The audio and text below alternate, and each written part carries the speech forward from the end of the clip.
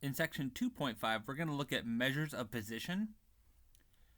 One of the most common ways to look at measures of position within a data set is to look at what's called the fractiles.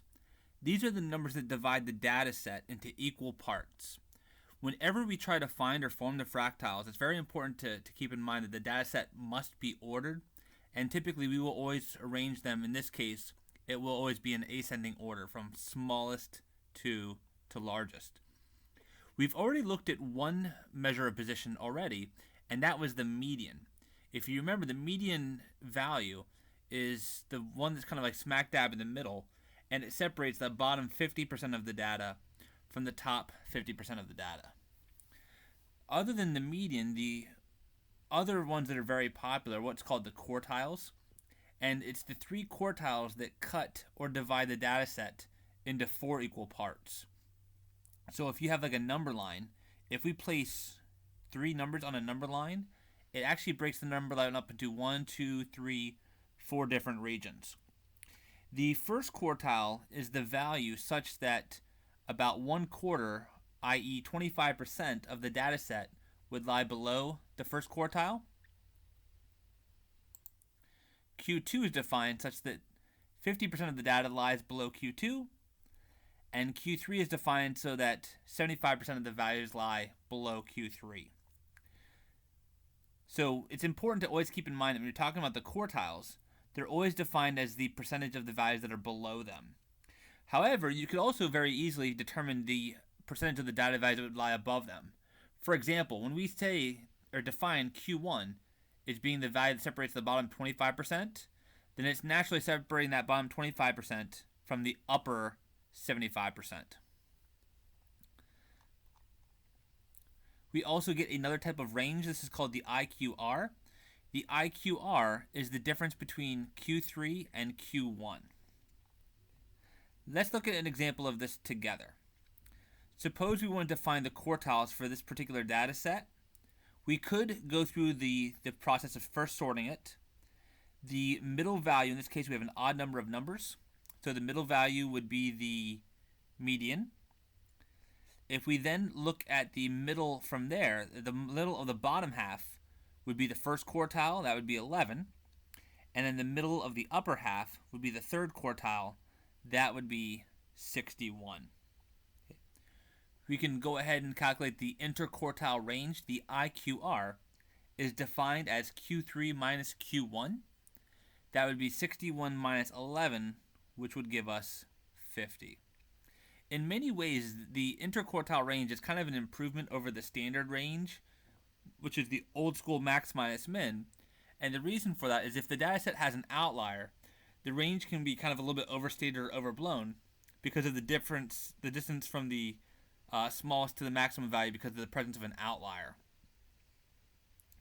One of the things we can do as well is we can actually graph and do a visual display of the quartiles with something that's called a box whisker diagram.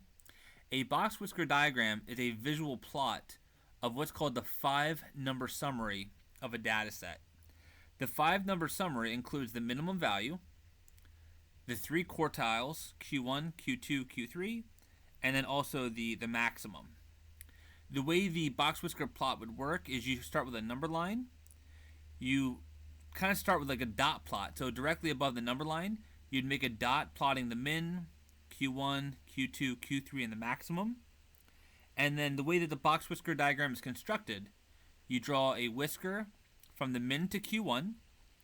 You draw a whisker from the max to Q3. We put a box around Q1 and Q3. And wherever inside of that box Q2 may fall, you draw a line through Q2 to kind of highlight which one it's closest to. We can also do quartiles using the calculator. And this isn't any new command that we would need. It's something that we've already been doing. If we go to Stat, Edit, I've already gone ahead and put this data set in my list L1.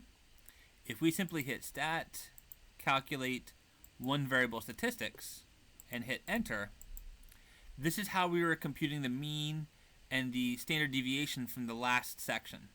If I look, there's this little down arrow which indicates that the calculator actually has more information to display to us. If I simply hit the down arrow, then after the n equals 15, which is the number of values, it does report the min, Q1.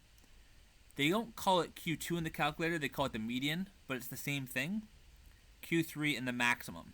So just kind of comparing it against what we have, 11 for Q1, the second quartile, aka the median, is 40, and Q3 is 61.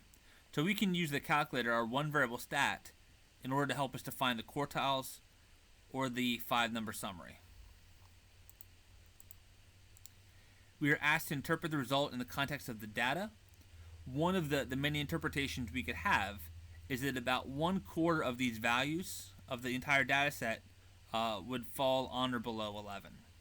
Similarly, so you could even summarize that 50% of the values would fall below 40, or you could say that 75% of the values would fall below 61. So again, the 5-number summary, when we discuss the 5-number summary, just know that it's these 5 numbers. It's the min and max of your data set along with the 3 quartiles. Let's do another one of these together. Let's find the 5-number summary for this data set, and then after we find the 5-number summary, we'll go ahead and do a box whisker plot. So I've already gone ahead and entered these into my calculator. I have this data set in my L2 list. So from there you just do stat, calculate, one variable stats, hit enter, and then to find the 5-number summary, simply just scroll down. For this data set, the minimum is 140, the maximum is 182, the first quartile is 172, Q2 is 177, and Q3 would be 180. Notice that with this one, because we had an even number of numbers, to find the median, for example, or Q2, we'd have to take the middle two and average them. That's where that 177 came from. Likewise, if you look at the bottom lower half, you would have 2 middles this time, so you would have to average those two to get Q1. 171 plus 173 divided by 2 gives us 172. And similarly, to get Q3, we have 2 upper middles. 180 plus 180 divided by 2 will leave us with 180. From there, we can plot it. We need to go as low as 140 up to a maximum of 182. So start by just doing the dot plot of those 5 numbers. Whiskers go from min to Q1, from the max to Q3. Put a box around Q1 through Q3 so that the center of that box, the midpoint, is at the quartile. And then wherever Q2 falls in between them, draw a straight line through it to complete the box. If we wanted to do some interpretations, suppose Fred's weight represented the 3rd quartile for all men in South Carolina. This would mean that Fred weighs the same or more than 75% of all men in South Carolina. If the goal scored by a soccer team represents the 1st quartile for all teams in the league, then that means that that team scored the same or more goals than 25% of the other teams. Conversely, that would also mean that that team scored fewer goals per game than the other 75% of the teams in the league. In addition to chunking the data set into those quarters where we got the quartiles, you can do this even further, breaking it up into 99 percentiles, P1, P2, all the way up to P99. We will not really be focusing on percentiles in our class, other than you should know what the definition of each of these is and what they mean. For example, if Sue's SAT score represented the 85th percentile, that would mean that her score is equal to or better than 85% of all students who took the SAT. Suppose John's IQ is in the 93rd percentile for children in his age group. This means that John has a higher IQ than 93% of all children in his age group. So kind of as we saw with the quartiles, the way the percentiles are defined is the percent of the data set that lies below the given value. And then the last thing we're going to look at, which will play a huge role later on in the class, but is also a measure of position, is something called the standard score or the Z-score. A Z-score is the number of standard deviations a given score falls from the mean. So it's the distance from a value to the mean in terms of units of standard deviation is really what a Z-score is. Okay. A Z-score between -3 and -2, or even between +2 and +3, it's considered unusual. So most Z-scores from particular data sets that are typical tend to hover somewhere between -2 to +2. If you start getting very large Z-scores, things that are beyond -2 or +2, then those would start to correspond to things that would be like outliers or very unusual values within the data set. The computation for a Z-score is as follows.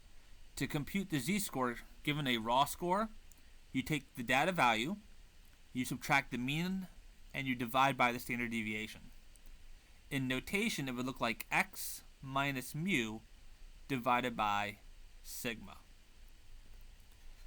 A Z-score itself can be either positive, negative, or 0. When a Z-score is positive, that means that the data value is larger than the mean, so directionally it means that the value is bigger than the mean. If the data value is less than the mean, then this difference is negative, and we would get a negative Z-score. So the meaning of a negative Z-score is that it comes from a value that was below the mean or below average. And if the data value is exactly equal to the mean, in other words, if you plug the mean in here, then you have mean minus mean, which is 0. So a Z-score of 0 corresponds to a value that would be exactly equal to the mean. In example 4, we're simply asked to find the Z-score if the data value is 62. So we're going to plug it into our Z-score formula. We take the value, 62, minus 56 divided by 4. That gives us 6 over 4, which is 1.5. Be a little bit careful. If you're going to enter this calculation in your calculator and you want to enter it as one computation, you would need to have a parenthesis around that numerator so that the subtraction is done first before the division. Okay, so the correct answer should be 1.5. I see a lot of students that will try to do something like this. They'll just type it in as they see it, and then the answer comes out totally wrong, because without that parenthesis, the division takes place first, and then the subtraction. So if you're going to do the Z-score in your calculator, put a parenthesis around the numerator. One of the things that Z-scores or a standard score will allow us to do is compare, for example, test performances across different classes. If we had a statistics test that had a mean of 63 and a standard deviation of 7, and suppose there was also a bio test with a mean of 29 and a standard deviation of 3.9. Let's suppose that a student got a 60 on the stats test and a 22 on the bio test. Ultimately, what we want to determine is on which test did the student do better. So these are two completely different subjects, two completely different styles of exam, as well as grading systems, it looks like, for the way the tests were done. So in order to kind of make this apples to oranges comparison, we want to convert everything to Z-scores so that we can kind of compare them directly. And that accounts for, things like the variability sigma, as well as the mean of that particular performance. For statistics, it would be the value in stats. The student got a 60 minus the mean divided by sigma. That's negative 0.43. For biology, the raw score X was 22 minus the mean 29 divided by 3.9 will give us negative 1.79. And then the one that was the better performance would be the larger of the two Z-scores. Well, they're both negatives, but this one is kind of like the least negative amount. This is actually the larger value. So the implication there would be that the student actually did better on the statistics test because it had the larger Z-score.